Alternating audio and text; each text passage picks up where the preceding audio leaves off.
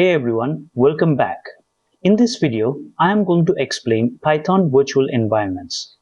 Most engineers get this wrong because they start by installing packages globally.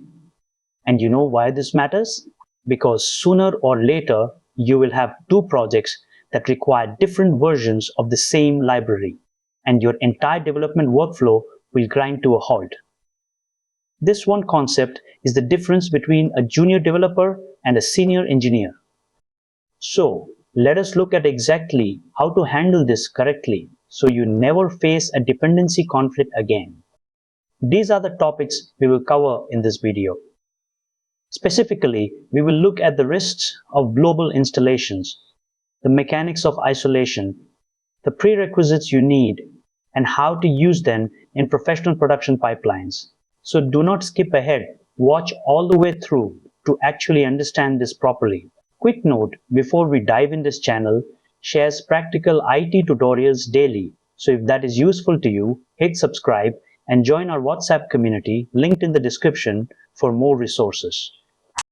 Have you ever run a command and suddenly your entire application stopped working? That is the dependency hell problem. When you install packages globally, every project on your machine shares the same folder. If you upgrade a package for one project, you might inadvertently break another. This is a critical failure that takes down production systems, and it is exactly why you need isolation. So what is a virtual environment really? It is a self-contained directory that holds its own set of libraries. Think of it like having a private, dedicated office for every project you build. Instead of all your project dependencies working in one messy shared room where they constantly conflict, each project gets its own locked office with its own specific tools. They are completely isolated, meaning one project never interferes with the other. This gives you total control. Before we start, you need to ensure your machine is ready. You should be running a modern version of Windows, macOS, or Linux. Open your terminal, that is command prompt for Windows users, or the terminal app for Mac and Linux users. You must have Python 3.9 or newer already installed. Verify this by typing the command shown on screen. If you see a version number, you are ready to go. So how does this work internally? When you create an environment, you are essentially creating a small folder that acts as a wrapper. Your shell is told to look into this folder first before checking the system, Python. This ensures that any command you run uses the specific versions installed in that folder, not the global ones. It is a simple path override that gives you complete control over your library versions. Let us see this in action.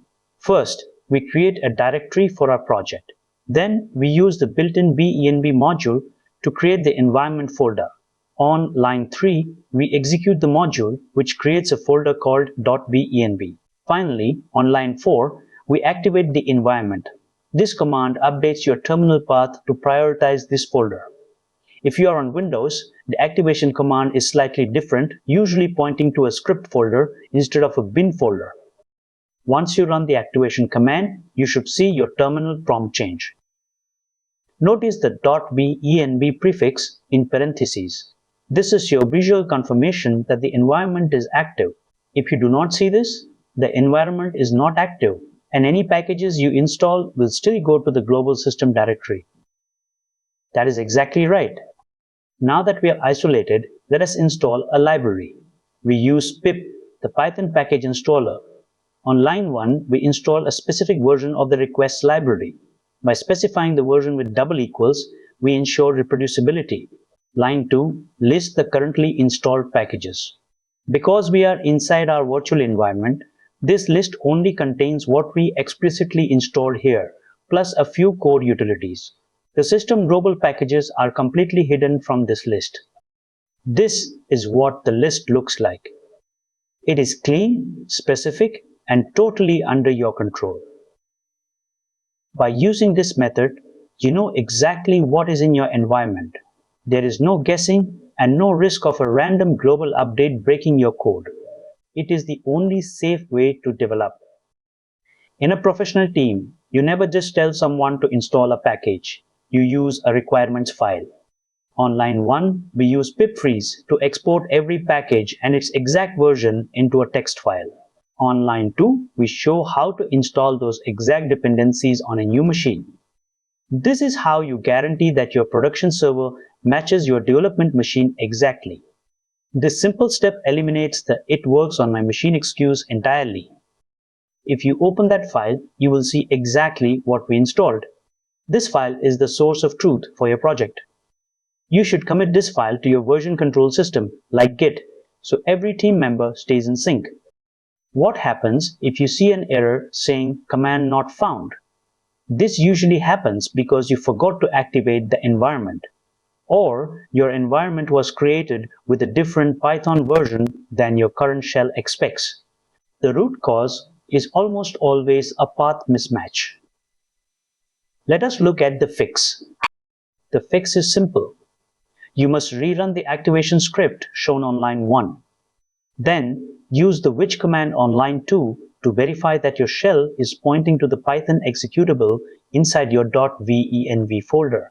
If it points to user bin Python, you are still using the global system Python. That is the key point. Let me give you a real-world example.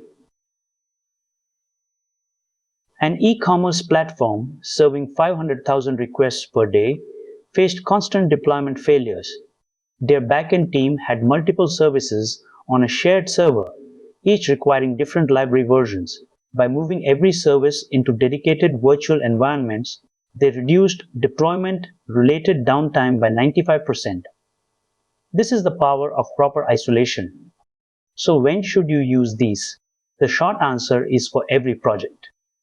If you are building anything, you need an environment.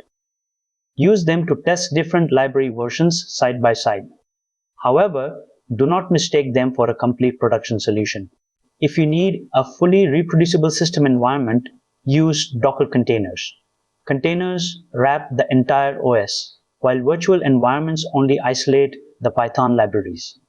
Use these criteria to decide if this tool is right for your situation.